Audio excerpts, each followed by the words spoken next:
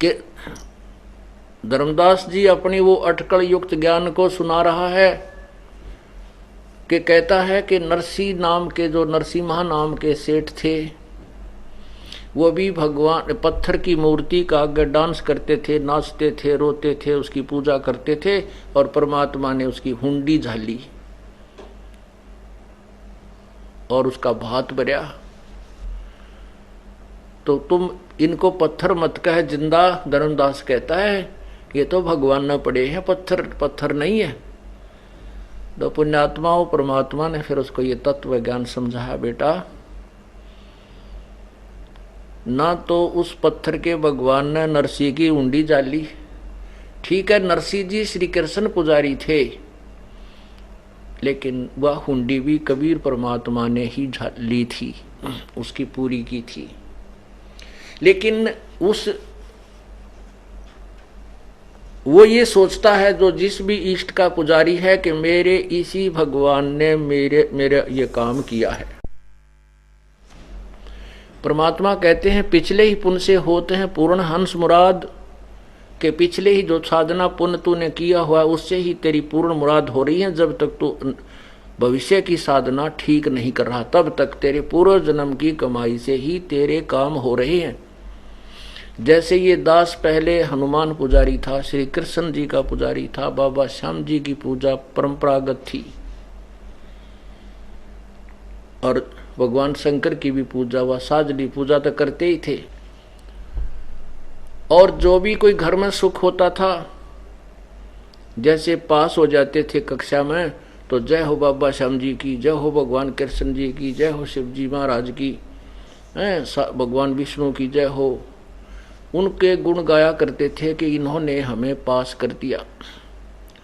फिर शादी हुई, फिर नौकरी लग गई, लड़का हुआ तो खुशी मनाई कि भगवान बाबा श्याम जी ने मौज कर दी, फिर श्री कृष्ण जी ने मौज। इन्हीं देवताओं को हम ये समझते थे कि यही हमारे काम कर रहे हैं, यही हमें लाभ दे रहे हैं, नौकरी भी इन्होंने दी है। लेकिन अब पता चला इस तत्व ज्ञान की रोशनी में कि ये तो कुछ भी करने के कोना, ये तो मासा घटे न तल बध है, विधना लिखे जो लेख, साचा सतगुरु मेट कर ऊपर मारे मेख। जैसे आपने कल शिव महापुराण में पढ़ा, युकाल भगवान कहता है ब्रह्मा और विष्णु को कि तुम अपने आप को भगवान मान बैठे हो, तुम भगवान नहीं हो और तुमने तप किया, तुम्हारे तप के आधार से मैंने तुम्हें तो विष्णु जी को ब्रह्मा को तो उत्पत्ति करने की का डिपार्टमेंट दिया है और विष्णु को सतिथि का, और रुद्र इसी प्रकार रुद्र और शंकर को भी मैंने अन्य विभाग दिए हैं। लेकिन अनुग्रह किसी को अनुग्रह प्राप्त की जो है सिद्धि प्राप्त करने के तुम अधिकारी नहीं हो। अनुग्रह माने कृपा, अर्थात किसी चीज में फेरबदल करके कोई दुखी है उसको सुख कर दे, तुम नहीं कर सकते। अब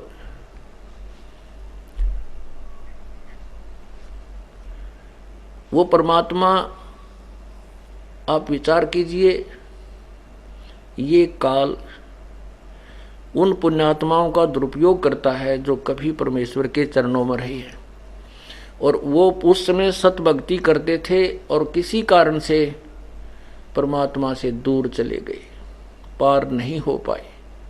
जैसे 64 लाख प्रभु के जब आज से 600 वर्ष पूर्व परमात्मा यहाँ आए थे, काशी में प्रकट हुए थे।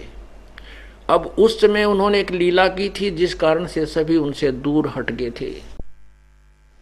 वो इतने दयालु हैं कि हमारे पुण्य बनवा जाते हैं कि ये और ज्यादा कष्ट ना उठाएंगे, इनके अंदर भक्ति चलती आ जाएगी और जब भक्ति युग आएगा तब इनको मैं रिचार्ज कर लूंगा।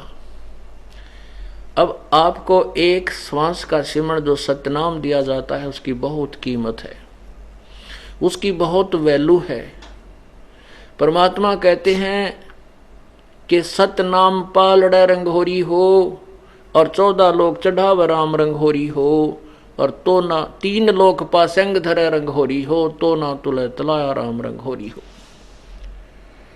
एक श्वास का सिमरण जो सत्यनाम आपको दिया जाता 2 अक्षर का, जिसमें एक ओम मंत्र है और एक तत्व, जो गीता जी अध्याय नंबर 17 के श्लोक 23 में कहा है, ओम तत्सत इति निर्देश ब्रह्मणे त्रिविध समर्थ है। उस पूर्ण परमात्मा सच्चिदानंद घन परमात्मा की भक्ति के लिए ओम तत्सत इस 3 मंत्र के नाम का जाप का निर्देश है। उसमें ओम ब्रह्म का जाप है, ये तत् अन्य मंत्र है वो परब्रह्म का जाप है, और सत्य ये अन्य मंत्र है जो पूर्ण ब्रह्म का जाप है। तो उसमें एक सतनाम का सिमरण की कीमत बताई है। एक श्वास, उस श्वास से जो सिमरण किया जाता है वो कितना कीमती बन जाता है। लेकिन पूर्ण संत से लेकर के, नकली संतों से नहीं। अधिकारी के बिना कोई भी कार्य सफल नहीं होता। जैसे अपॉइंटमेंट लेटर होता है, बालक की नौकरी लगने का पत्र, उसमें 4 लाइन होती है, you are hereby appointed for the post of such and such, your salary will be such and such, और नीचे वो लिख देता है, अधिकारी साइन कर देता है, उस बच्चे को सरकारी नौकरी लग जाती है और उसको आजीवन लाभ मिल जाता है। उन्हीं 4 लाइनों को कोई टाइप करके और कोई दस्तक कर साइन कर दे और उसको कह दे ले तेरी नौकरी लग गई, तेरी भी लग गई, वो नहीं, कोई लाभ नहीं होगा। इसी प्रकार इस नाम को पूर्ण संत से प्राप्त करके ही जाप करने से लाभ होगा। और मर्यादा भंग कर दोगे तो ये नाम खंड हो जाएगा, जैसे नौकरी से निकाल दिया जाता है।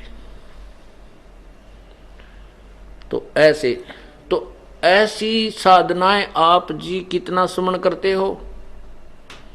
कम से कम 500, 400, 1000 श्वास के जाप तो अवश्य ही करते होगे, कम से कम। और एक श्वास की कितनी कीमत है? आप कितने धनी हो रहे हो और जरा सी मर्यादा भंग कर दी, काल के जाल में रह जाते हो। और फिर यहीं पर पुनर्जन्म होता है, तो आपकी वो कमाई परमात्मा के साथ की हुई वो अपने आप प्रकट होने लग जाती है। ऐसे लक्षण होते हैं। एक समय नामदेव जी पिछले संस्कारवश इतना भावुक हो गया, एक मंदिर में आरती हो रही थी, ब्राह्मण लोग उसमें आरती कर रहे थे, खड़ा होकर के शाम के समय घंटियां बजा रहे थे।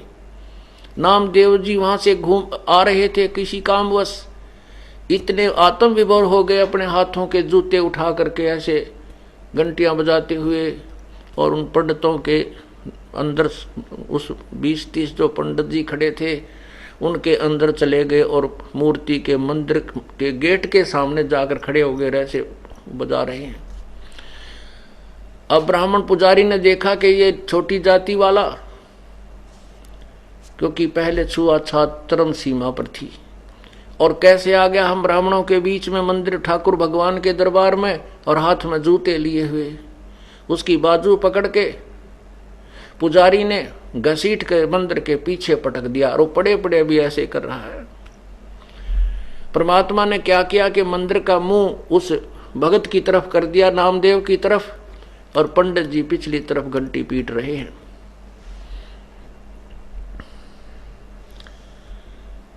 पुण्यात्माओं, यही परमात्मा कुछ समय के लिए अन्य वेश बनाकर ना जाने कहां प्रकट हो जाते हैं।